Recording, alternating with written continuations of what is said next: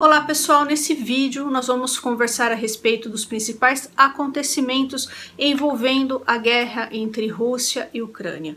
Putin ameaçou com armas nucleares, Rússia está fora do sistema SWIFT. Eu assisti um documentário que eu quero conversar com vocês, então fica aqui.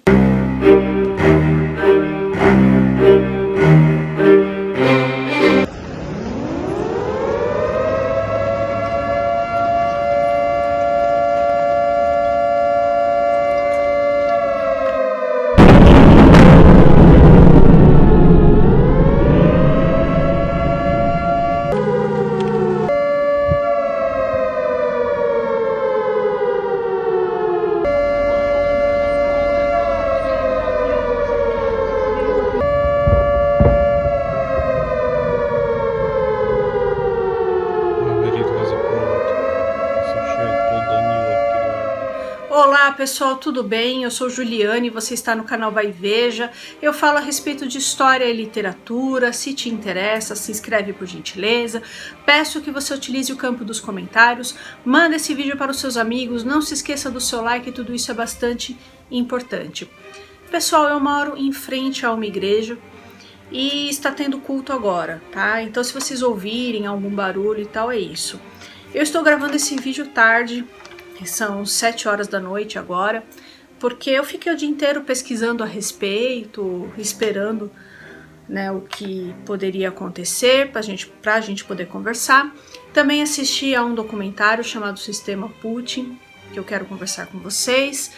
Então por isso que o vídeo está saindo esse horário, tá certo? Eu acho que o barulho não vai influenciar o entendimento do vídeo e tal, mas se vocês escutarem alguma coisa é isso, tá certo?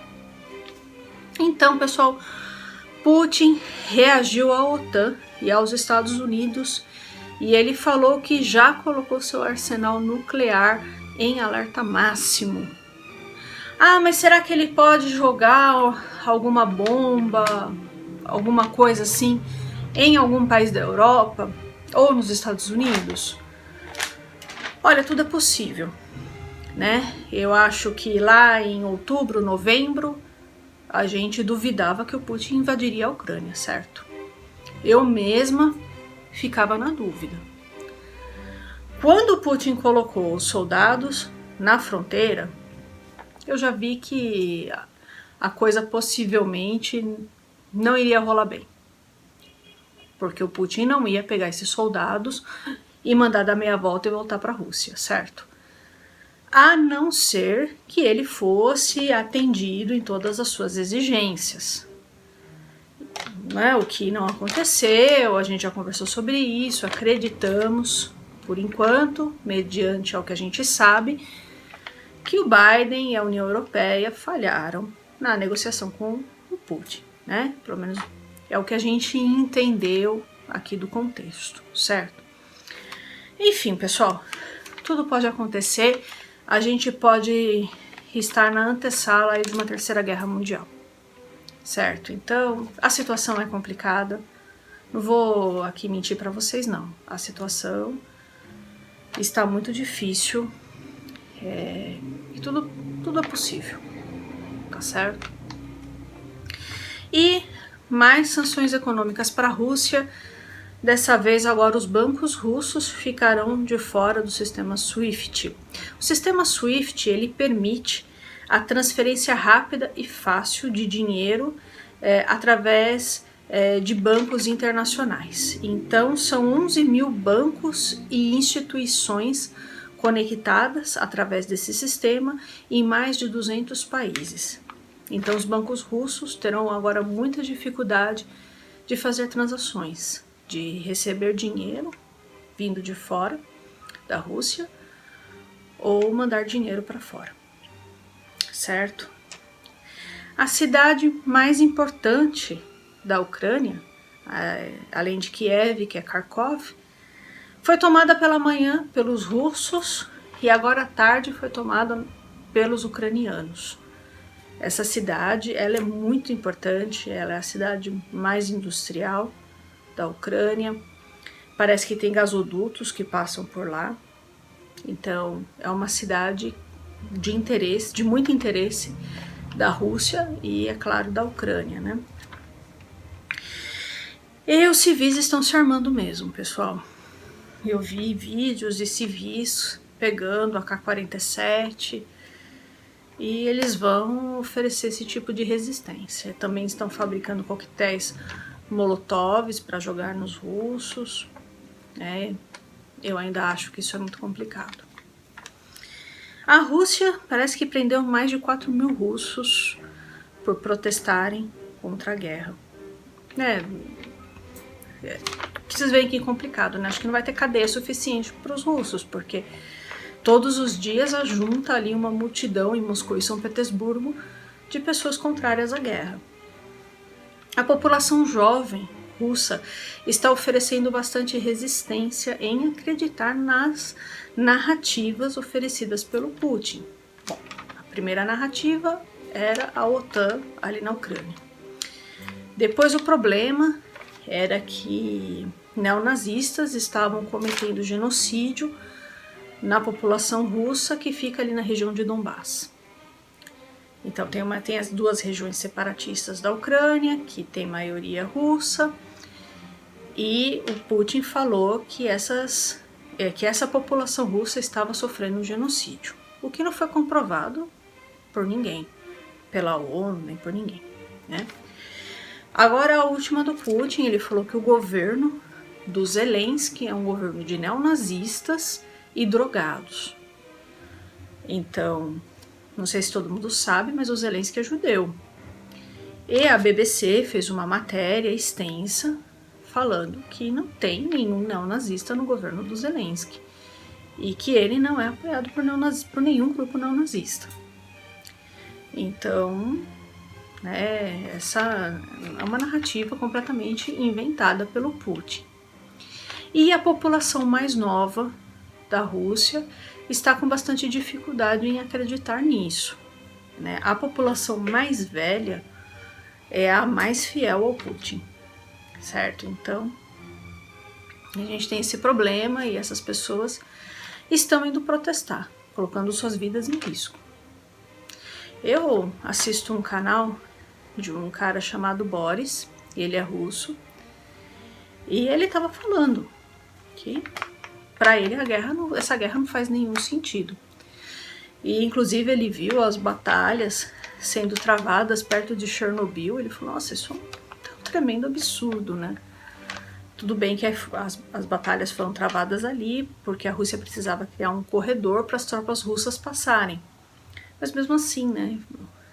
Batalhar por Chernobyl é bem simbólico, né? De uma guerra que muitos estão considerando como inútil. E também acredita-se que o Putin menosprezou a força do Volodymyr Zelensky, do presidente da Ucrânia. Porque possivelmente ele entendeu o Zelensky como um cara muito fraco, um cara que não era político, outsider. Ele, apesar dele ter sido eleito parece que com 77% dos votos, mas mesmo assim, um cara também mais jovem, né? Parece que ele tem 41, 42 anos, coisa assim. Então, parece que o Putin estava entendendo o Zelensky meio como um cara que a população ucraniana não vai se importar se a gente colocar um cara lá, fantoche, pró-Rússia, no lugar dele. O Zelensky está trabalhando a autoimagem dele muito bem.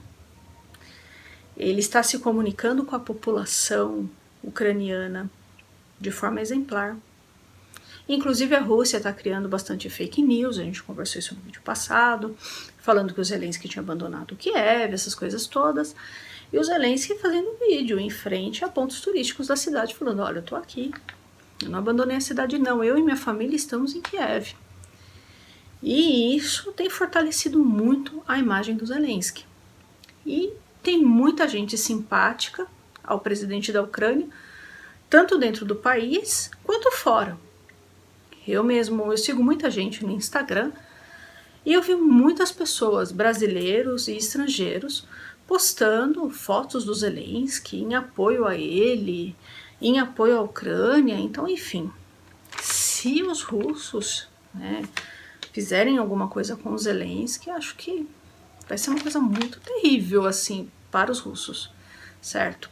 Porque o Zelensky está sendo amado.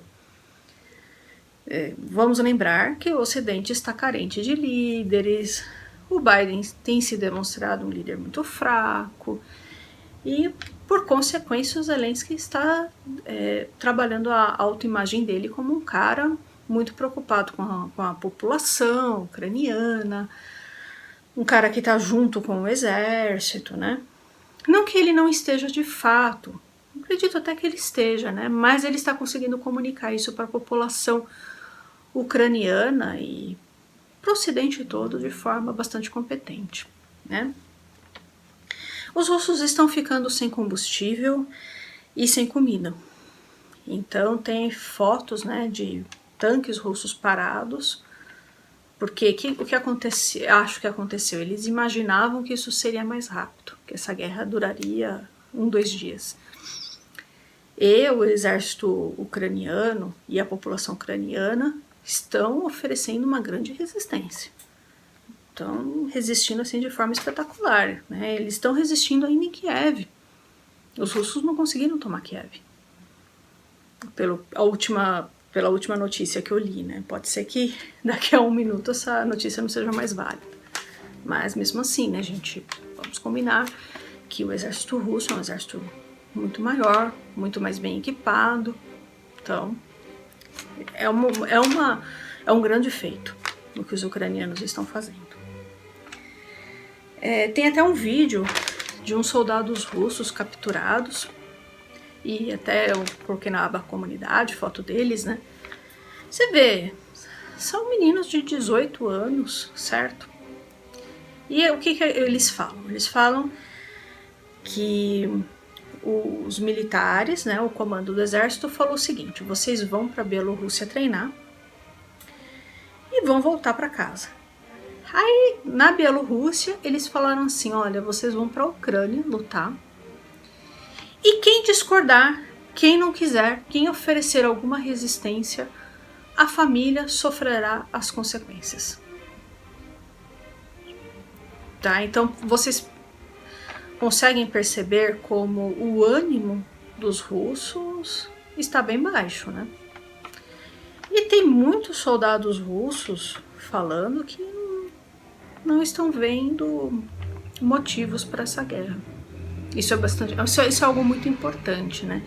Se os próprios soldados estão questionando a validade da guerra, então isso significa que a narrativa que o Putin construiu não está colando com todo mundo, né? E eu assisti um documentário chamado Sistema Putin. Sugiro que vocês assistam, é um documentário muito importante. E ele fala da trajetória do Putin, né? Como que ele chegou ao poder e tal. Então, Vladimir Putin, ele era agente da NKVD, um cara que veio de uma família muito, muito, muito pobre, de São Petersburgo. A família dele é sobrevivente do cerco de Leningrado. E ele entrou para a KGB. Ele sempre foi fascinado por filmes de espiões, de filmes com espiões, com agentes e tal. Bom, e com a queda da União Soviética, ele começou a trabalhar para pessoas envolvidas em negócios ilícitos, tá? E esse grupo se chama A Família.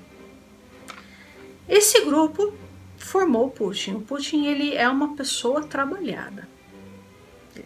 A imagem dele foi completamente forjada.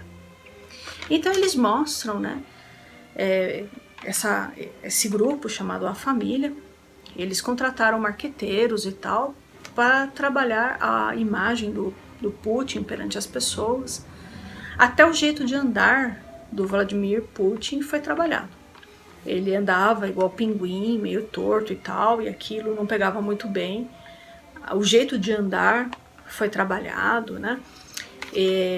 O Boris Yeltsin passava uma imagem de uma pessoa sem saúde, porque era um cara obeso, alcoólatra. E aí o Putin começou a ser fotografado sem camisa, praticando esporte para dizer que o Putin era um cara diferente, saudável, tudo mais, um cara mais jovem. E eles vão mostrando como que a imagem dele foi trabalhada e os valores do Putin, como que ele chegou ao poder, derrotando muita gente, puxando muito tapete, prendendo opositores, tá? São coisas, assim, eu achei bastante interessantes. E uma coisa importante, nesse documentário eles falam que os agentes da KGB, eles são obcecados por controle. Então tudo aquilo que foge do controle é considerado um inimigo. A Ucrânia saiu do controle. Quando a Ucrânia começou a negociar com o Ocidente, quando os ucranianos começaram a pedir para fazer parte da União Europeia, a coisa começou a complicar. Entendem? E para um cara ex-KGB, paranoico, obcecado por controle, um país perto dele, pró-Ocidente, é inaceitável.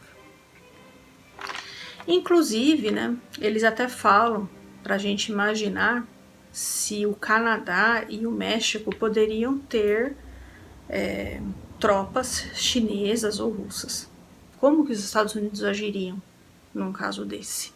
Gente, eu não estou justificando o Putin não, tá? Só estou explicando o que está em jogo e a mentalidade do Vladimir Putin, como ele foi formado e tal, tá certo?